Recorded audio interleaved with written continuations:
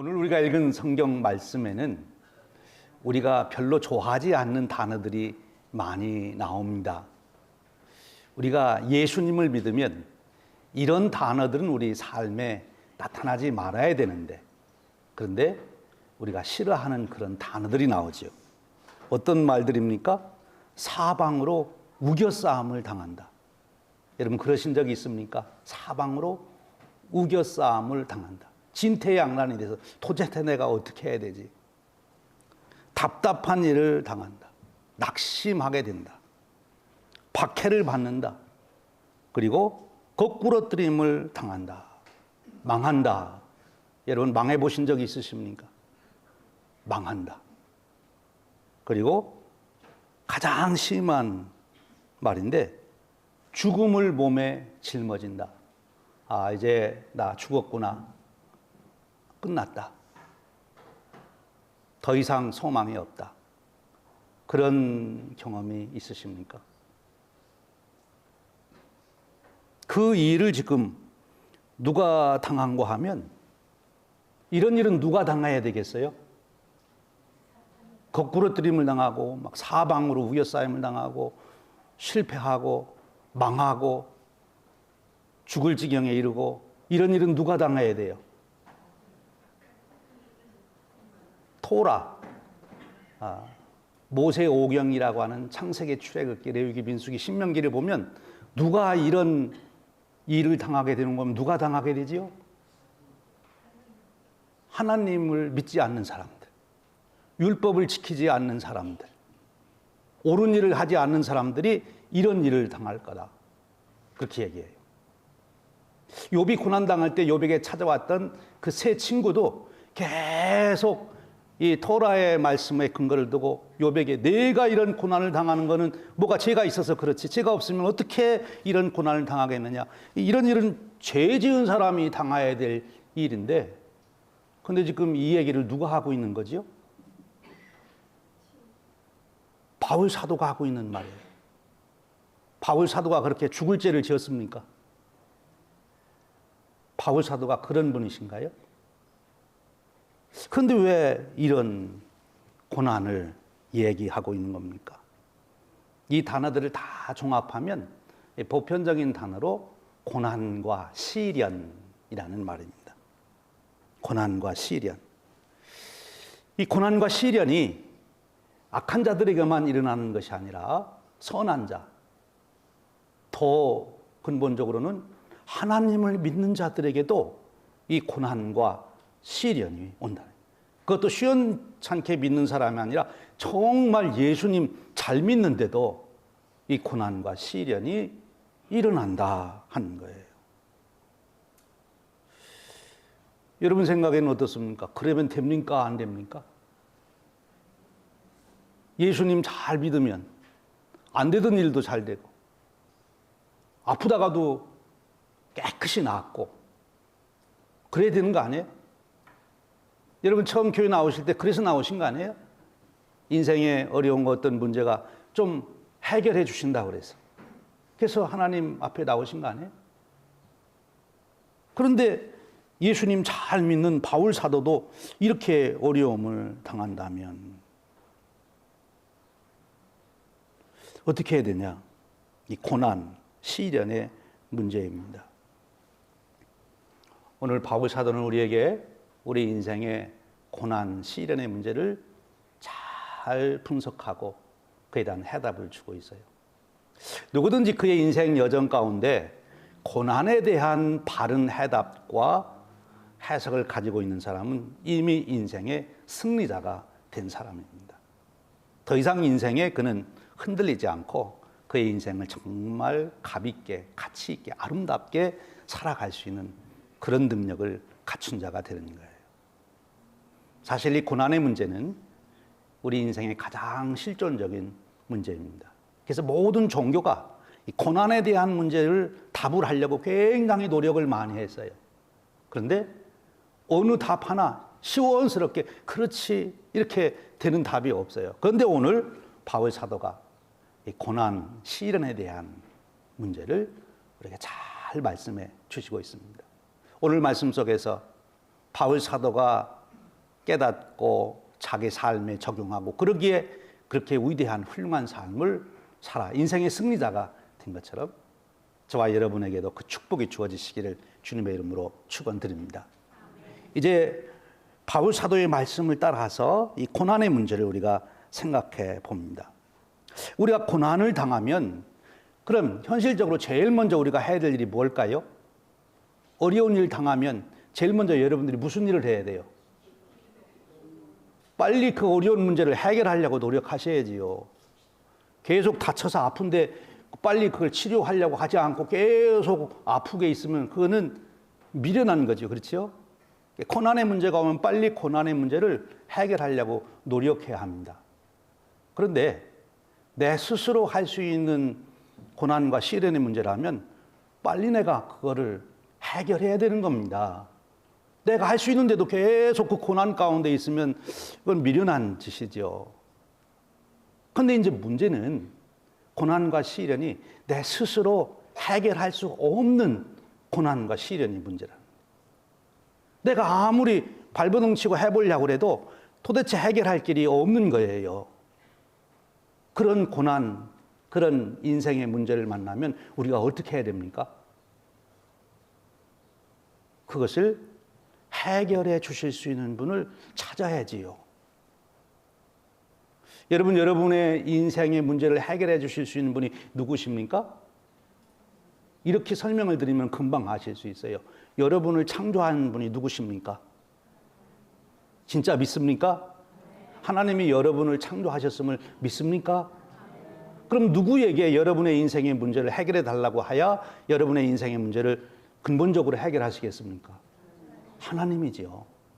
하나님이 여러분을 창조하셨다는 것을 믿는다면, 하나님이 나를 창조하셨다는 것을 믿는다면 내가 현실적으로 할 일이 뭔가면 내 인생에 문제가 있을 때 하나님께서 해결해 달라고 하나님께 부탁하는 거예요. 그것을 우리는 기도라고 합니다. 간구하는 겁니다. 여러분, 이제 성경을 쭉 읽어보면 앞에 말씀드린 토라까지 읽을 때는 정말 이 어려운 일은 악한 사람만, 하나님 믿지 않는 사람만 벌을 받는가 보다 하다가, 근데 현실은 안 그래요. 그래서 이제 욥기서에 오고 시편에 오면 의인인데도 고난을 받아요. 그렇죠? 욥이 얼마나 고난을 받습니까? 그렇게 고난받을 수가 없어요. 욥인데, 동방의 의인인데. 시편에 오면 대표적으로 다윗이 얼마나 하나님 뜻대로 살려고 노력하고 정말 하나님 뜻을 이루기 위해서 생명 걸고 나라를 세우고 백성을 사랑하고 나라를 세워갑니까? 그런데도 다윗이 얼마나 어려운 일을 망해요. 정말 우겨싸움을 당하고 미친 채를 해서 살아나야 되고 죽을 병에 걸려가지고 죽을 지경에 이르고, 근데 그때마다 어떻게 하죠? 그들이 욥도 그렇고 다윗도 그렇고 하나님께 나아가는 거예요. 하나님, 이 문제를 해결해 주십시오. 하나님, 고쳐 주십시오.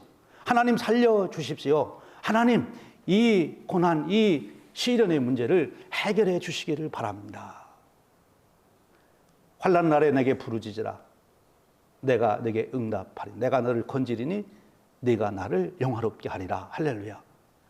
하나님께 우리가 간구하면 하나님께서 우리의 기도를 들어주십니다. 너는 내게 부르짖어라. 그리하면 내가 너를 건지리라고 약속해 주셨어요. 여러분, 하나님께서, 하나님의 백성을 우리가 부르짖으면 들으실까요? 안 들으실까요? 반드시 들으십니다. 그리고 응답해 주십니다. 그런데 하나님의 응답에는 두 가지 방법으로 응답해 주신다는 거예요. 그래서 우리가 먼저 해야 될 일은, 우리가 고난과 시련을 당할 때 우리가 먼저 해야 될 일은 하나님 앞에 부르짖는 거예요. 기도하는 것입니다. 하나님만을 전적으로 의지하는 것입니다. 그러면 하나님은 우리에게 반드시 응답해 주시는데 두 가지 방법으로 응답해 줘요. 하나는 제일 쉬운 방법입니다. 우리가 말씀드린 대로 해 주시는 거예요. 히스기야 왕이 죽을 병에 걸렸는데 살려주십시오 하고 기도하니까 그의 생명을 연장시켜 주셨어요. 다윗이 기도하니까 응답해 주셨어요. 성경에 보면 수많은 우리의 믿음의 선배들이 기도함으로 기도의 응답을 받아 문제가 해결됩니다. 여러분, 여러분의 삶 속에서도 그렇지요. 또 우리의 신앙의 함께 생활하는 분들의 삶 속에서도 기도해서 응답받은 얘기는 너무너무나 많습니다. 기도해야 되는 거죠. 그것이 첫 번째 우리가 기도 응답을 받는 방법이에요.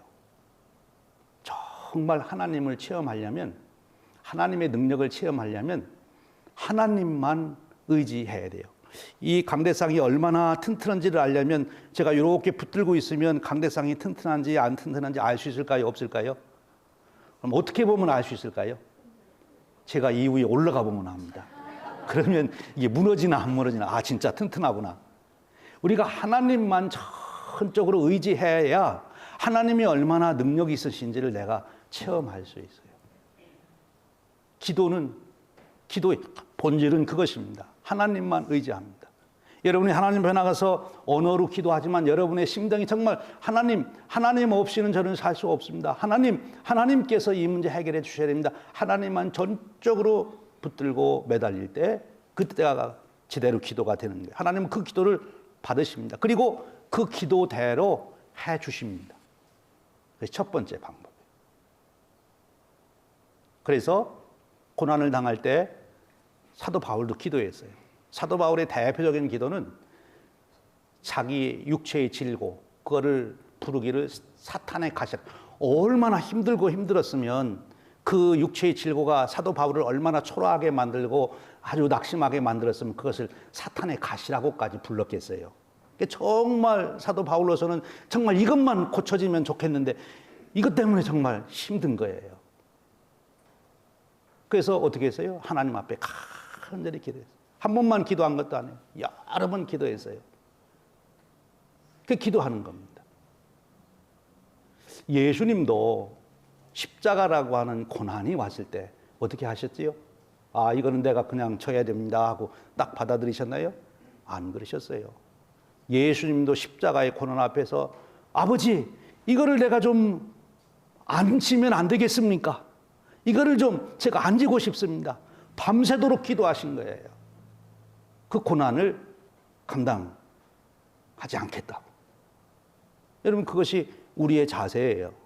여러분이 먼저 그렇게 기도하셔야 돼요. 하나님, 이렇게 해결해달라. 그런데 그렇게 기도했는데도, 그렇게 열심히 기도했는데도 사도 바울의 기도를 하나님이 들어주셨나요? 들어주셨어요. 바울이 요청한 대로, 바울의 생각대로는 안 해주셨지만 더 신비로운 방법으로 들어주신 줄로 믿습니다. 예수님이 밤새도록 십자가를 지지 않게 해달라고 기도했는데 하나님이 들어주셨어요? 안 들어주셨어요?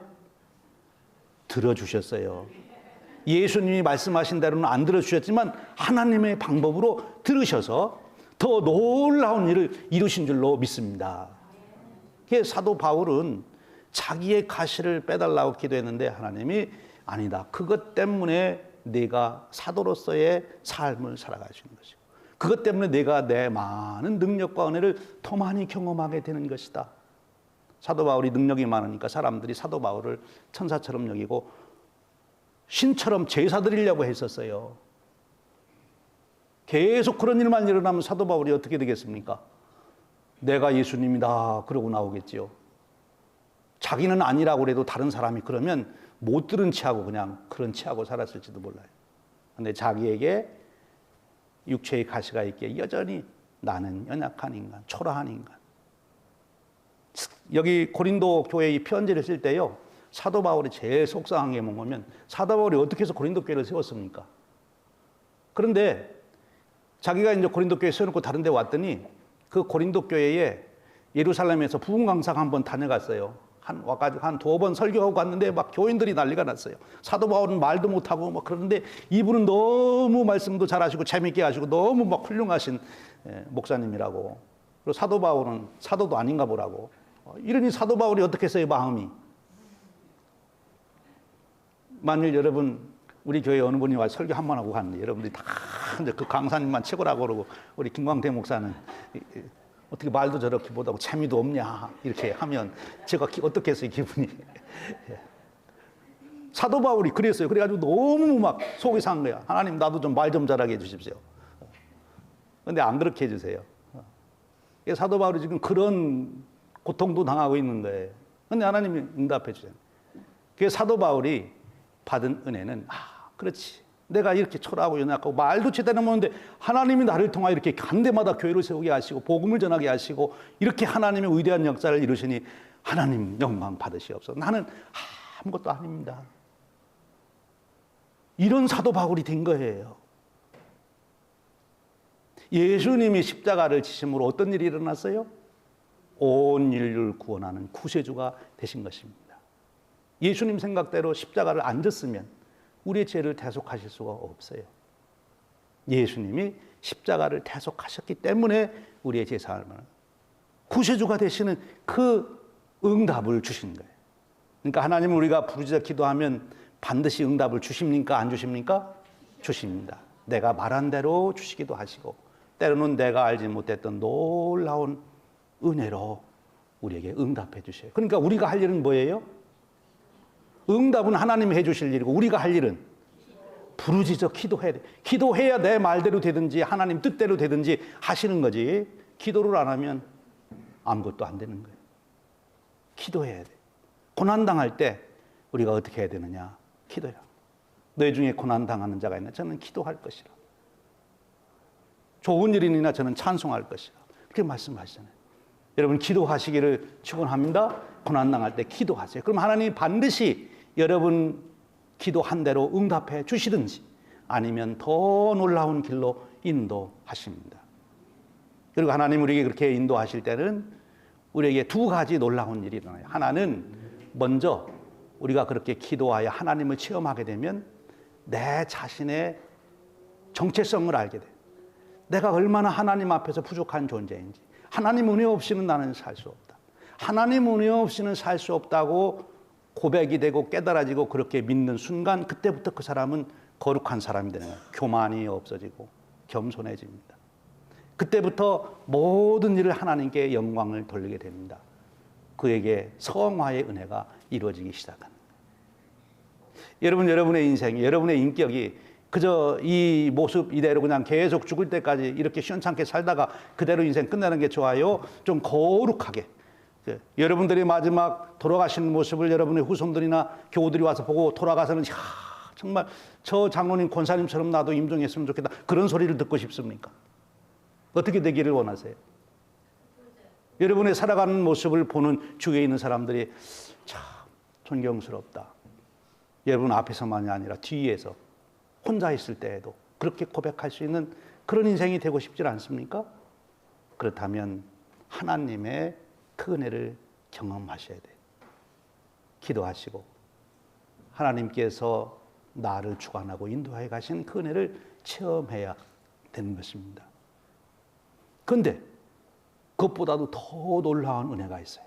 우리가 고난을 당하고 시련을 당할 때 그 고난과 시련을 통해서 하나님이 어떤 역사를 이루시는가 하면 오늘 말씀에 아주 놀라운 말씀이 있어요. 우리를 가리켜서 바울 사도는 자신을 가리켜서 보배를 담은 질그릇이다 그랬어요. 자기는 뭐라고요? 질그릇이래요. 너무 깨어지기 쉽고 초라하고 부족한 질그릇. 그런데 자기 안에 무엇이 있어요? 보배가 있는. 그 보배가 무엇입니까? 예수 그리스도예요. 그 예수 그리스도가 어떤 일을 하지요? 하나님의 영광을 드러내는, 하나님을 알게 하고 믿게 하고 하나님이 누구신지를 깨닫게 하고 하나님의 구원의 자리에 나가도록 이끄는 그 예수 그리스도의 은혜, 그것이 바로 예수 그리스도 복음이에요. 그런데 자기가 그 예수님이 자기 안에 있다는 거지요. 그런데 그 질그릇 다니는 보배가 언제 밝게 사람들에게 세상에 드러나느냐? 언제 드러나요? 질그릇이 깨질 때. 질그릇이 깨질 때. 질그릇이 안 깨지면 질그릇이 깨진다는 건 뭐예요? 질그릇이 깨진다는 것은 바로 고난과 시련을 말하는 거예요.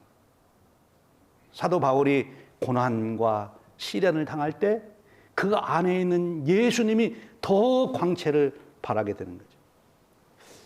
사도 바울 사도 자기가 뭐 예수님 잘 믿는다고 뭐 거룩하다고 그래 한번 네가 얼마나 견디나 한번 보자 하고 사탄이 계속 사람들을 통해서 공격하고 질병을 통해서 공격하고 소문을 통해서 공격합니다. 내가 언제까지 그렇게 고상한 척 하는 거 한번 보자. 바울을 철저하게 명예를 무너뜨리고 육체를 깨뜨려요. 그런데 그럴수록 그 안에서 나타나는 것은 뭐예요? 그리스도의 빛이 나타나는 거예요. 그래서 더 감동이 되는 거예요. 사실 사도 바울은 그 은혜를 먼저 경험한 사람이에요.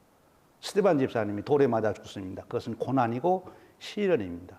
스데반 집사님 너무 초라하게 됐어요. 아니 그런데 좀 천사가 와가지고 보호해 주든지, 스데반 집사님 한 번 외쳐가지고 거기 돌 던지는 사람들이 다 얼어붙든지 막 이래 있으면, 이야, 스데반 집사님 굉장하다. 저분이 믿는 하나님 믿자 그럴 텐데 그냥 돌에 맞아 죽는 거예요.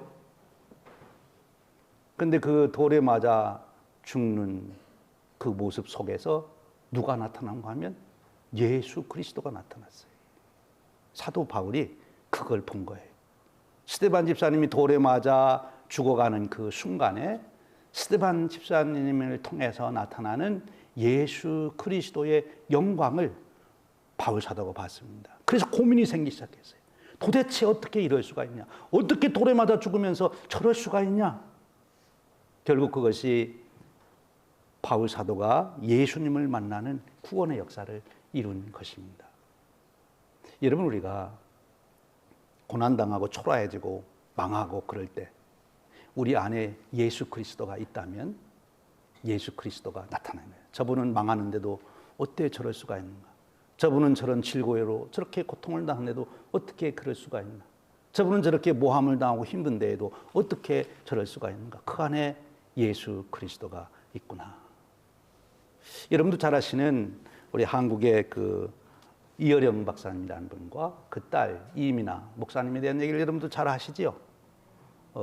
이어령 박사님은 한국의 문학과 문화를 아주 창조적으로 비평을 해서 아주 특별한 한국의 뭐 최고 지성으로 이제 받고 문화공부 장관도 하셨잖아요.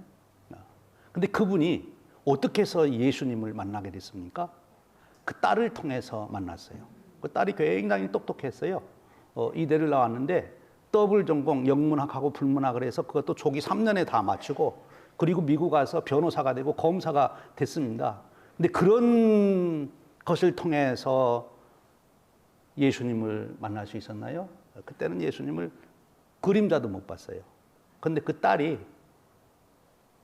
병들었습니다. 갑상선암에 걸리고 망막 발탈증에 걸려서 더 이상 볼 수 없게 되고, 그 자녀들이 다 죽고 이혼하고 아주 인생이 완전히 망가지는, 그 딸 이민아라고 하는 그 딸이 정말 그 시대에 가장 아주 내노라 할 수 있는 사람인데 정말 형편없는 사람으로 다 인생이 망가진, 그런데 그런 딸의 망가짐 속에서 드러난 것이 예수 그리스도였어요.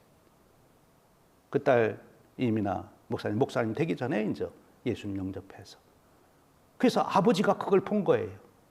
딸의 그런 고난 시련 속에서 예수 그리스도가 어떻게 그 삶 속에 역사하시는가를 보고 그분이 그제서 이제 깨달은, 그래서 쓴 책이 지성에서 영성으로라고 하는 책을 썼잖아요.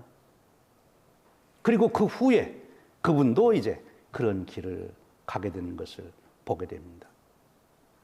아주 호화롭게 정말 만사 형통해서 잘 나갈 때가 아니라 인생이 힘들고 어려운 과정 속에서 그 안에 있는 예수 그리스도가 나타나는 그 삶, 그것이 그 아버지를 구원하는 역사를 이룬 거죠. 사랑하는 여러분, 여러분의 현재 삶은 어떠십니까? 고난 없이 인생을 살아갈 사람은 아무도 없습니다. 그리고 우리는 언젠가는 우리 누구나 다 겪는 마지막 고난, 죽음 앞에 서게 됩니다. 죽는 순간에 내 재산을 의지해요, 지식을 의지해요, 권세를 의지해요, 가족을 의지해요, 누구를 의지해요. 죽는 순간에 우리가 의지할 수 있는 건 오직 한 분, 나의 창조주, 구원주 하나님 밖에는 없게 되지요. 그런데 그때 의지하셔야 될 그 하나님을 지금 내가 의지하고 사시면 어떠시겠느냐 하는 거예요. 그러면 오늘의 삶 속에서도 이 땅에서 하늘나라 같이 살 수 있는 은혜를 누리게 된다 하는 것입니다. 사랑하는 여러분, 여러분에게 고난과 시련이 오면 제일 먼저 하실 일은 기도하십시오. 하나님께서 많이 해결해 주실 수 있습니다. 여러분이 쉽게 해결할 수 있는 것은 빨리 해결하시고요. 할 수 없는 것은 하나님 앞에 내어놓고 매달리십시오. 하나님은 응답해 주십니다. 여러분이 해달라는 대로 해주시든지 아니면 더 놀라운 방법으로 해주시든지, 그리고 그 과정을 통해서 여러분이 변화되어 거룩한 성도가 되어가는 축복을 누리게 해주시고 또 여러분들을 통해서 하나님의 역사를 이루시는 것입니다. 이런 귀한 인생의 축복이 고난을 통해서도 놀라운 하나님의 은혜와 역사를 이루는 이 축복이 저와 여러분의 인생 되시기를 주님의 이름으로 축원드립니다. 기도하겠습니다. 하나님 감사합니다. 오늘 귀한 주일 저희들을 부르셔서 고난의 놀라운 비밀, 신비, 은혜를 깨우쳐 주시니 감사합니다. 바울 사도가 깨달았던 그리고 살았던 그 은혜를 저희들에게 허락하셔서 저희들도 고난을 해결받고 또 고난 속에서도 더 하나님께 나아가며 하나님의 역사를 드러내는 복된 인생 되도록, 값진 인생 되도록, 능력의 인생 되도록 축복하여 주옵소서. 우리 주님 예수 그리스도의 이름으로 기도하옵나이다. 아멘.